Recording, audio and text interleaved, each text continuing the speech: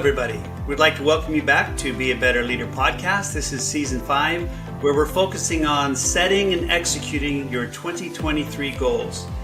We're focusing today on winnable game versus the uncertainty stall. So we'll talk about what that means. I'm really excited to share with you our guest.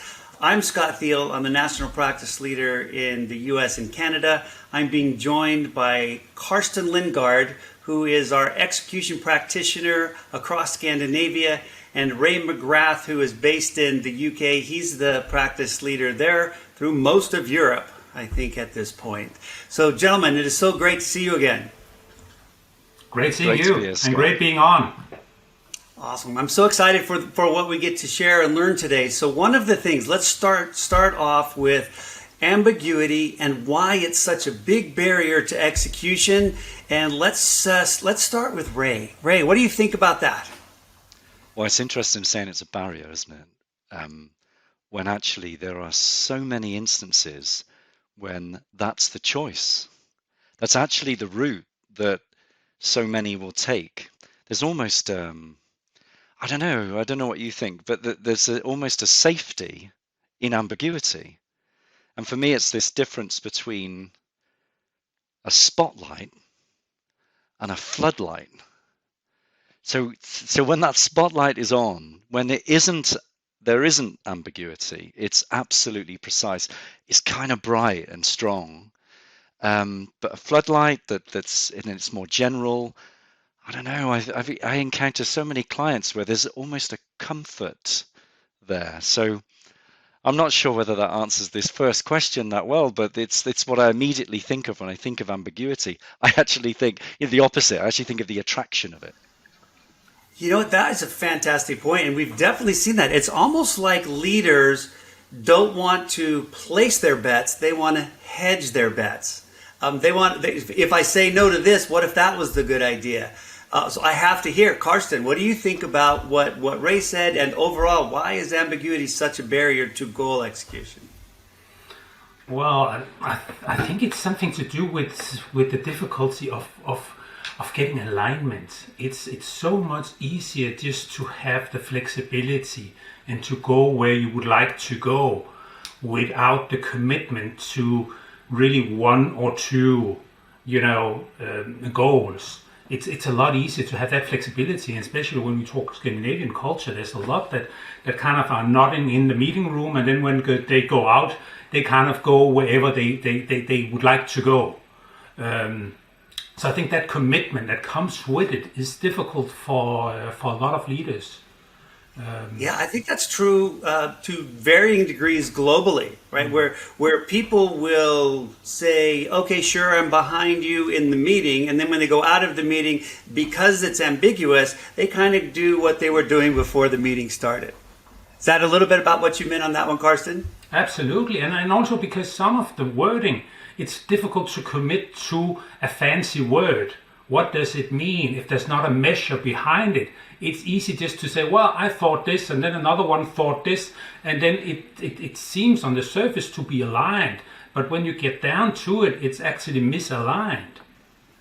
Oh, that's such an important piece, right? We fool ourselves if we say the same words that we mean the same thing. And until we get really specific, and you said the term metric, until we measure something and agree upon how, we can really fool ourselves.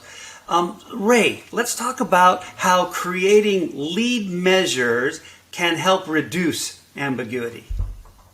Right, so the lead measures then, Scott, you're referring to this kind of articulation of behaviors, isn't it, of actions that people can take. It's interesting, isn't it, because this articulation of a direction to go in, I mean, it's a great start. It's something that people can get behind, and also quite comfortable to be in those settings to say, yes, we're all headed in that particular direction, but it's quite another for the people closest to the work to say, well, these are the actions I'm going to take. These are the behaviors that I'm going to engage in. So that's where that really intriguing phrase, lead measure, that thing that leads to the outcome, I mean, in itself, it's an interesting philosophy, but when you actually witness a group of human beings coming together in a room and saying, do you know what, I believe I'm closest to the work, and I believe certain actions or certain behaviors will lead to that outcome. Just the act of doing that is so galvanizing, isn't it? I feel it speaks to the very human condition, of to Carsten's point, of being aligned, of getting behind. I really don't think people get behind a marketing statement or a phrase or an aspiration. I really don't. What they get behind is the behaviors or the actions that they jointly commit to and they get behind. Oh, I love what you said, Ray, there, because leaders fool themselves by thinking we are saying the same thing, and we get rid of that when we really pay the price to get down to a target. And I think the team members can kind of fool themselves on, oh, we're already doing it, until they agree upon measuring those behaviors. And thank you for giving that little definition around the measures, so that we commit to making actions. So Carsten, let's flip to you on why is it so important to have the team members involved in creating those agreed upon activities or lead measures? Well, for me, it's all about choice. If you really want to have engagement, it's really comes down to that people have a choice, because when it's something to do with behavior, if it's something that's kind of like put on you and you don't have a choice, it's really hard to be engaged. But when you start brainstorming, what is it actually we can do as a team? What is the behavior that's going to impact that overall goal that we have? And then you have to agree around, the fewest ones that's going to have the biggest impact, what we call the 80-20 rule. And see the team getting that agreement. And obviously, when you start the journey, you don't know which behavior is actually going to have the biggest impact. But that's a part of the journey that it's kind of exploring as a team. And then when they see the team, when they figure out that this behavior, when we do this is having a significantly impact on our success as a team, that's where you see engagement sparks in.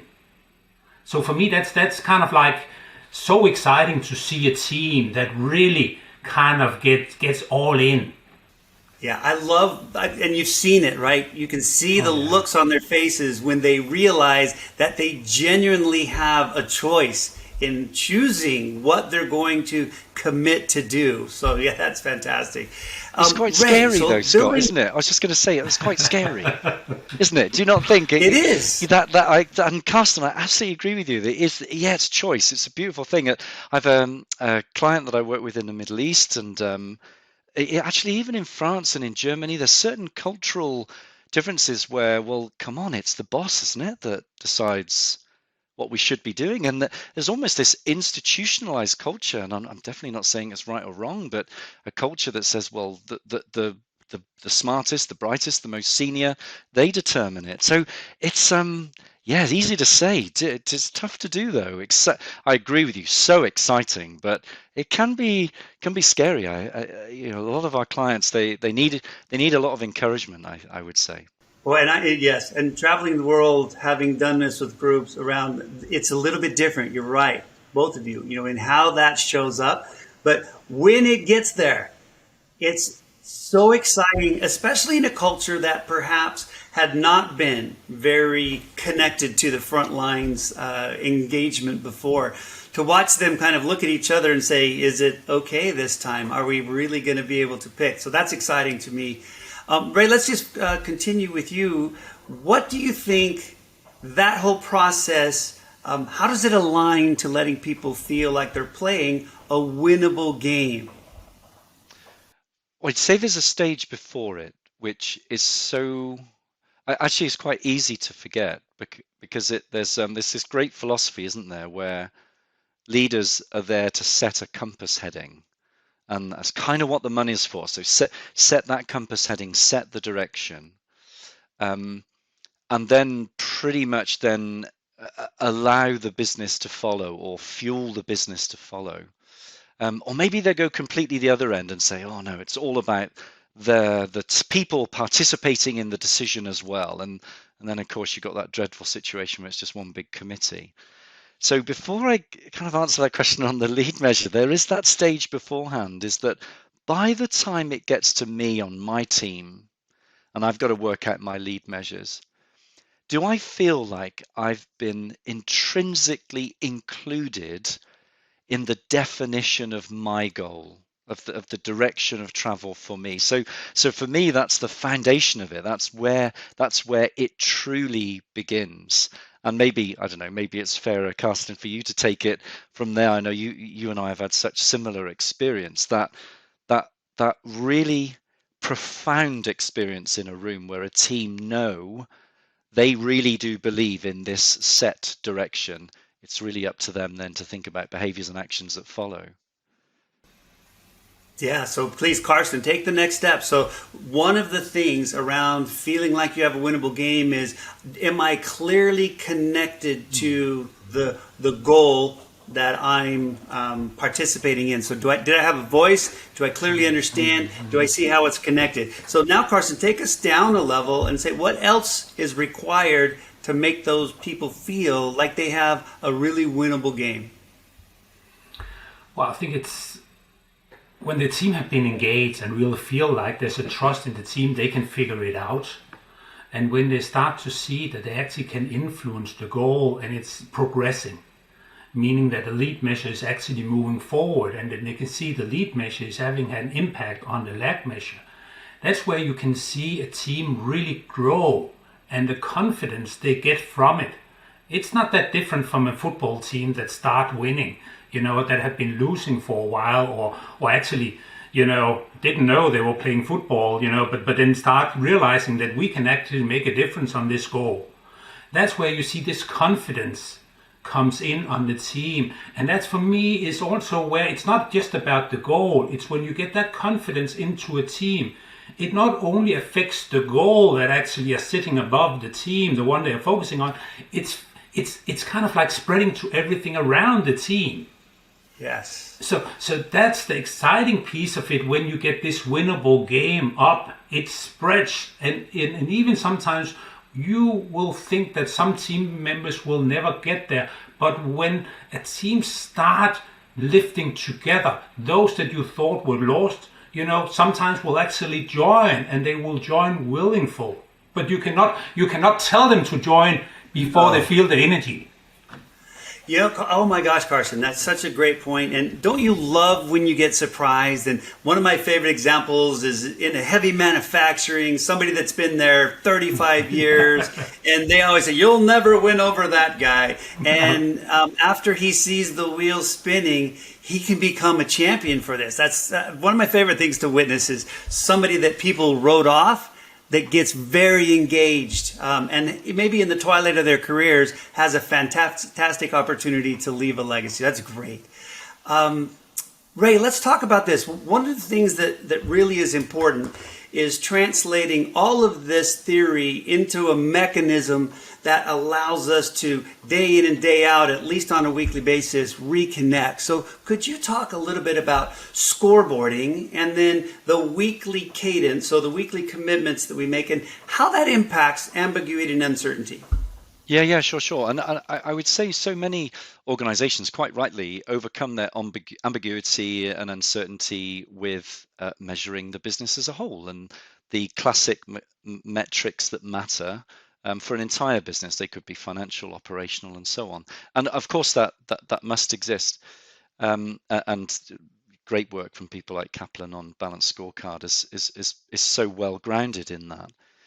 But wow, when a team that has gone through this experience of helping to define their direction, their path, to architect the actions, the behaviors that they're going to get behind, when equipped to keep score, and keep score in a way that suits them, in a manner that they can connect with, that they can relate to, wow, there's something so special about that. I worked with a utilities organization last year, and they literally, although virtually, because it was all virtual, but they were able to walk around on a weekly basis. There was this rhythm.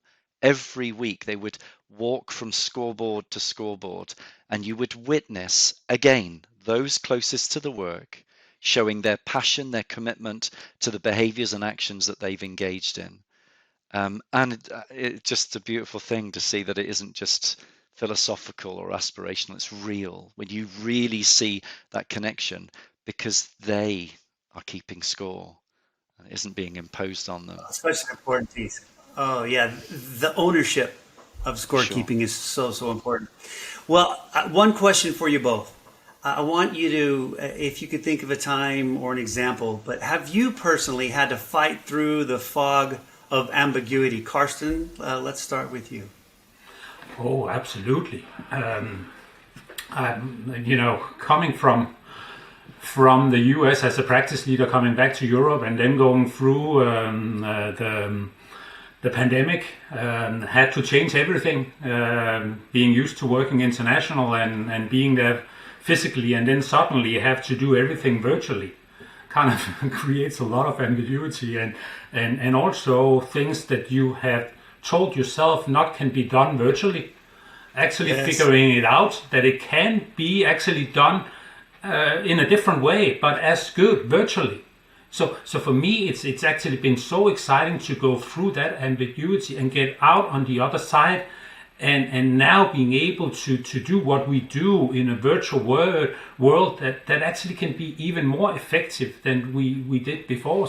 So yeah, that's just one example, but I could. It's a great example, and having lived through that with you, my friend, I felt that as well. Ray, what about you? Yeah, prior to doing this role, I was the service and ops director of a €1 billion IT services business. One of the aspects of the business I had to look after was about 250 field service engineers. My ambiguity actually came from their clarity. They had clarity on a metric that was associated with SLA, service level agreements. So, customer has a problem, we respond within 4 hours. And so this was so clear to them, and yet there was ambiguity in the boardroom with us on contribution, on, we called it services contribution. So where was the cost being sunk here? And it wasn't until we changed the metric that mattered to the retention of our customers did we realize that no longer should we have service engineers literally sat around waiting for the phone to ring. Now they were working proactively. Now they were doing maintenance proactively. Now they were supporting account managers. So it's maybe a slightly strange angle to take, but ambiguity can be deceiving. It presented itself to me as precision and as a metric, but it skewed the view. So yeah, that was my fog that lifted when we shifted to the loyalty of our clients.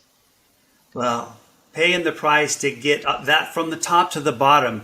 And I think the winnable game concept, if that is a paradigm from leaders and it's a requirement every time we go down a level, I think, Ray, to your point, that will help connect the dots so that when I do choose a specific metric, it's a metric that's aligned strategically instead of a very clear activity. So that's fantastic. Our time is short. I know I just need to thank you both so much. I think today we talked about getting clear the ambiguity from leaders, making sure that we have a clear, winnable game there, and ensuring in that process that we facilitate clarity at the next level down and so on, so that people understand their piece.